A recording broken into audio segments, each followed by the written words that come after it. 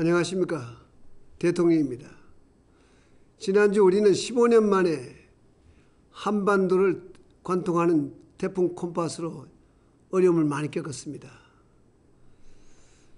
저도 수시로 태풍 상황을 체크하고 정부와 지자체, 민간 모두 노력했지만 곳곳에 많은 피해가 발생했습니다. 더욱 철저히 대비해서 금년에 더 이상 재난으로 인한 피해가 없어야겠습니다.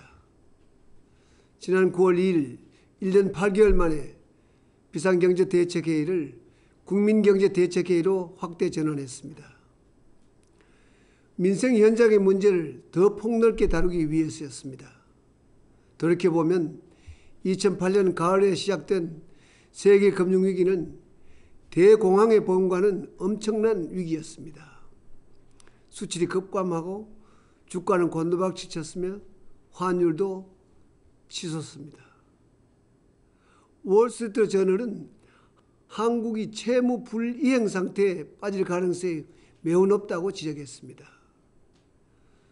저는 반드시 위기를 극복하겠다는 각오를 분명히 하고 국민 여러분의 협조를 구하기 위해 청와대 지하 벙커에 비상경제상황실을 설치했습니다.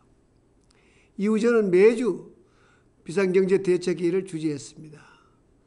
당시 여러 차례 위기설이 나돌 때였습니다. 정말 저 역시 걱정이 많았습니다. 그러나 저는 우리 경제의 저력과 위기 때마다 더욱 강해지는 우리 국민의 단합된 힘을 믿었습니다. 위기 극복의 첫 고비는 2008년 말 미국, 중국, 일본과 각각 300억 불씩 하여 900억 달러 규모의 통화수화법을 체결한 일이었습니다.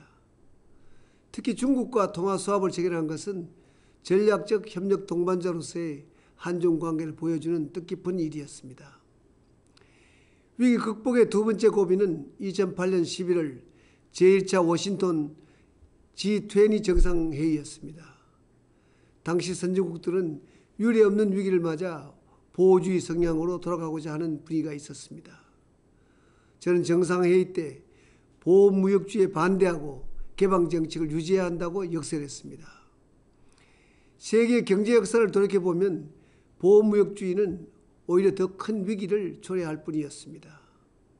더욱이 수출이 중요한 우리 경제에는 치명적인 일이 아닐 수가 없습니다. 결국 우리 주장이 관철되어 보호무역주의에 반대하는 G20 정상들의 공동성명이 발표되었습니다. 이 합의로 우리는 수출의 길을 지켜냈으며 한편으로는 국제적 위상도 높일 수가 있었습니다. 위기 속에서도 큰 희망을 발견한 기쁜 순간도 있었습니다. 2009년 2월 23일 노사 민정 비상대책회의에서 이룬 일자리 나누기를 위한 대타협입니다. 대타협의 실질 성과도 중요하지만 저는 고통을 분담하는 정신 그 자체를 더욱 소중하게 생각합니다. 그 결과 우리는 세계에서 가장 빠르게 성공적으로 위기를 극복해냈습니다. 영국의 파이낸셜 타임즈는 우리나라를 경제 회복의 모범으로 평가했습니다. 우리 모두가 노력하고 유례 없이 대통령이 직접 주재하는 비상경제대책회의를 계속한 결과로만 볼 수 없습니다. 돌이켜보면 정말 구군도 있었다고 생각합니다. 올해 상반기 우리 수출 규모는 사상 처음으로 세계 7위에 올랐습니다. 위기 극복을 위해 한마음으로 노력한 근로자, 중소기업과 대기업, 공직자 그리고 모든 국민 여러분 정말 수고가 많이 하셨습니다. 그러나 성장의 온기가 아직 골고루 퍼지지 않아 마음이 아직도 무겁습니다. 지난주 목요일 새벽 추석을 앞두고 도매시장에 갔습니다. 과일, 채소를 거래하는 현장을 직접 보기 위해 현장에 갔을 때 정말 장바구니 물가가 많이 올랐다는 것을 알 수 있었습니다. 조금이라도 싸게 사려고 새벽 도매시장에까지 나온 주부들은 값이 너무 올랐다며 살 엄두를 내지 못하는 것을 보았습니다. 특히 그중에서도 오이, 호박, 마늘 값이 많이 오른 것을 저도 확인했습니다. 회의를 현장에서 끝내고 시장을 돌아보는데 40년을 넘게 리어카 장사를 하다가 이번에 겨우 임시 가게를 얻었다는 할머니를 만났습니다. 추석 대목에도 장사가 너무 안 된다며 어려워하는 할머니를 위로하자 그 할머니는 나와 함께 10년 이상 노점상을 하던 사람인데 지금 나보다도 훨씬 더 형편이 어렵다고 하시면서 대통령께서 꼭 그분을 위로해 주면 좋겠다고 제 손을 끌었습니다. 함께 간 곳은 감자를 파는 가게였는데 정말 손님이 한 명도 없었습니다. 그 주인 아주머니는 저를 보자마자 눈물을 글썽이며 정말 장사가 안 돼요 하면서 말이지 못했습니다.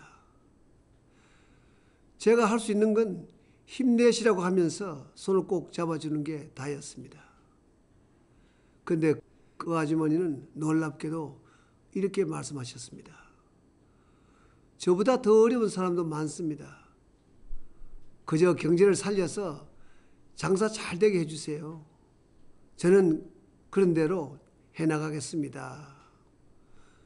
자신보다 더 어려운 사람들을 생각하는 그분들을 보면서 놀랍기도 하고 한편 감동적이었습니다.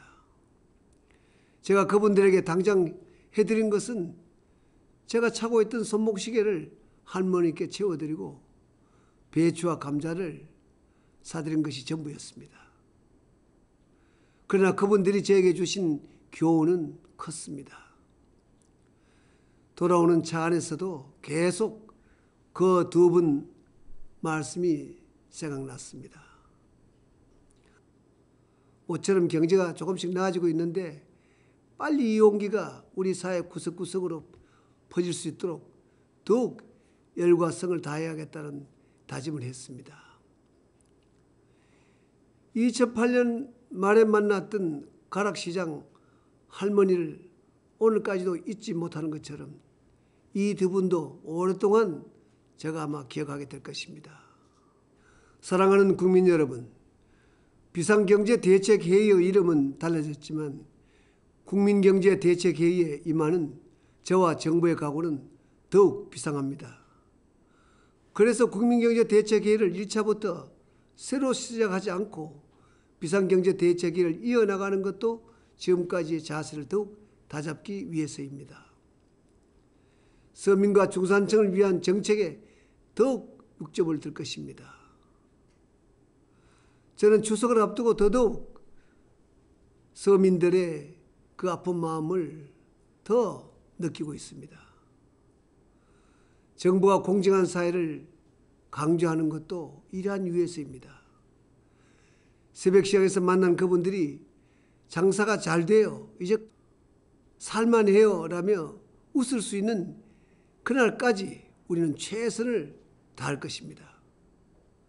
여러분, 환절기 건강에 유의하시기 바랍니다. 고맙습니다.